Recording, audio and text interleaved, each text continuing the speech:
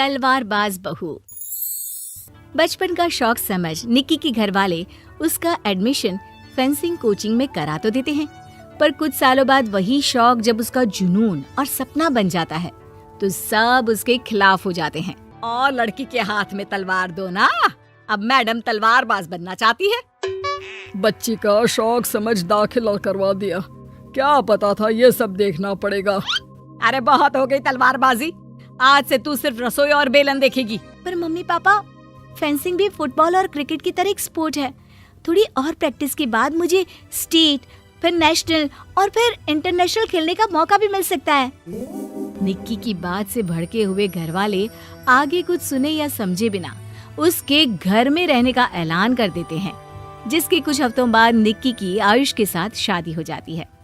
ससुराल पहुंचने के कुछ दिनों बाद बहुत हिम्मत के साथ निक्की फिर वही फरियाद लिए इस बार अपनी सास के पास जाती है।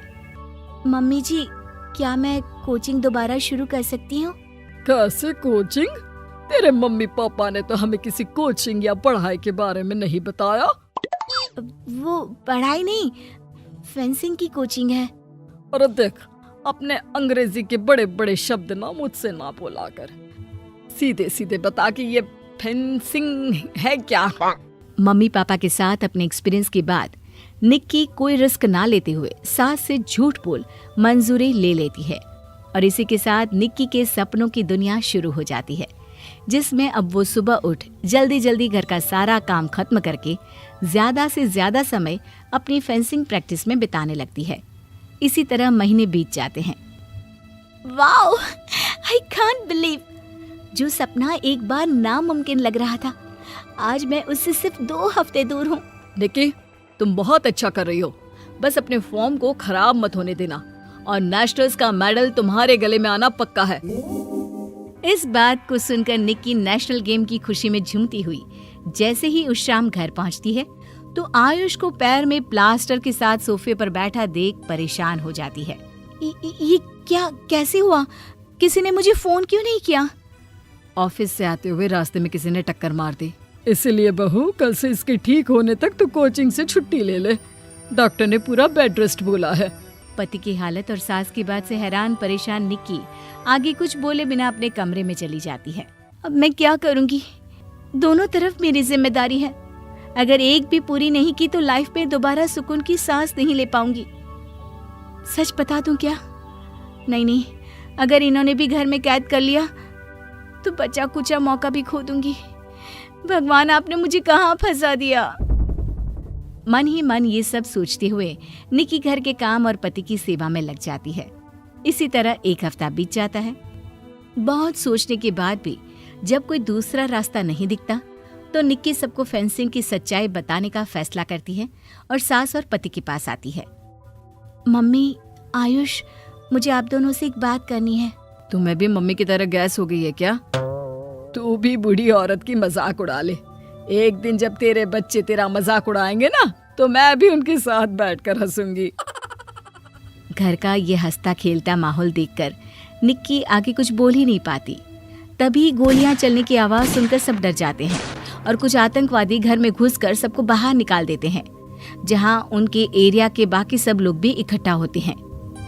कोई किसी भी तरह के होशियारी नहीं करेगा, हमें बस कुछ समय के लिए चुप रहने की जगह चाहिए, इसलिए अगर तमीज में रहोगे तो जिंदा बच जाओगे, और अगर मरने का ज्यादा मन हो तो अपना सीआईडी वाला दिमाग चला सकते हो। डर की वजह से कोई इसके आगे कुछ नहीं बोलता। कुछ घंटे इसी तरह आतंकवादियों की कैद में बैठे रहने के बाद निक्की की सास गुस्से में चिल्लाने लगती है। अरे तुम कल मुँहों को आम लोगों को परेशान करने के अलावा और कुछ नहीं आता क्या?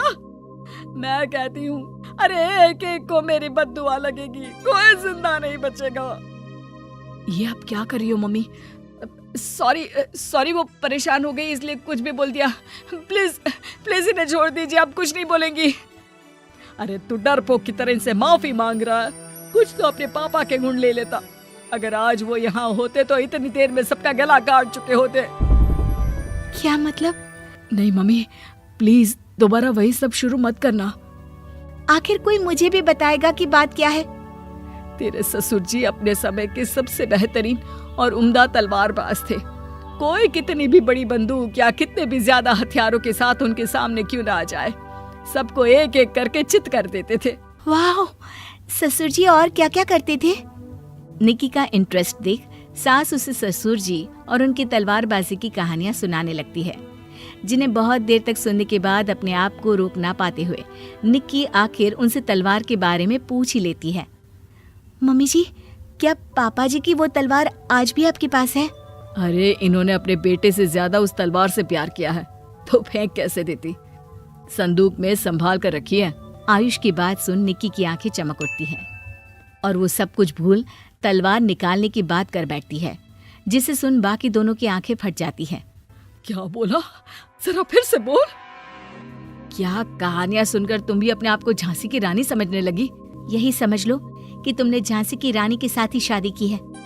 ओ मोहतरमा, जरा सपनों की दुनिया से बाहर निकल आओ और शांति से बैठ जाओ। आई बड़ी झांसी की रानी बनेगी। माहौल की गंभीरता और सास आयुष का रिएक्शन देख निक्की के पास उन्हें सच्चाई बताने के अलावा और कोई ऑप्शन नहीं बचता, इसलिए वो बिना कुछ सोचे समझे और देर किए उन्हें पूरी सच्चाई बता देती है, जिसे सुन दोनों भौंचक्के रह जाते हैं। और इसी के साथ अगले हफ्ते मुझे नेशनल्स खेलने का भी मौका मिला है, भरोसा कीजिए मैं कर सकती हूँ। निक्की की बातों से अभी तक सदमे में बैठे आयुष और सास उनकी तबीयत खराब होने का बहाना बनाते हैं और दवाइयाँ लाने के बहाने घर के अंदर जाने की बात करते हैं, जिस पर एक आतंकवादी भी उनके साथ घर के अंदर जाता है। निक्की दवाइयाँ लेने के बाद बाथरूम का बहाना बनाकर सास के कमरे में पहुंच जाती है। अब क्या बाथरूम भी साथ चलोगे? यहीं कमरे में रुको। 5 मिनट में बाहर नहीं आई तो अंदर आकर सारी गालियां सिर में उतार दूंगा। निक्की बाथरूम के अंदर चली जाती है। अब क्या करूं? तलवार कैसे निकालूं? मुझे किसी भी तरह इससे छुटकारा पाना होगा। सोच निक्की, जल्दी कुछ सोच। कुछ देर परेशान बाथरूम में इधर से उधर घूमने के बाद निक्की की नजर फर्स्ट एड बॉक्स पर पड़ती है और वो तुरंत उसमें से कैंची निकालकर उसे छुपाते हुए चुपचाप बाहर निकल आती है। हो गया तुम्हारा सारा नाटक खत्म, अब चुपचाप ये दवाइयाँ उठाकर बाहर चलो। ऐसा बोलकर जैसे ही आतंकवादी मुड़ता है, निक्की तुरंत उसकी गर्दन पर कैंची से वार कर देती है और उसकी बंदूक हाथ में लिए संदूक से तलवार निकालने लगती है, जिसकी कुछ देर बाद वो घर के पीछे वाली खिड़की से बाहर निकलकर छुपकर एक एक करके सब आतंकवादियों पर वार करके उन्हें घायल कर देती है। अब सारे पब्लिक की कैद में आ जाते हैं। ये सब देखकर आयुष और सास के साथ सारे लोग दंग रह जाते हैं। सास का सर गर्व से ऊंचा हो जाता है। मेरी बहू सिर्फ नेशनल्स नहीं, इंटरनेशनल भी खेलेगी। हाँ।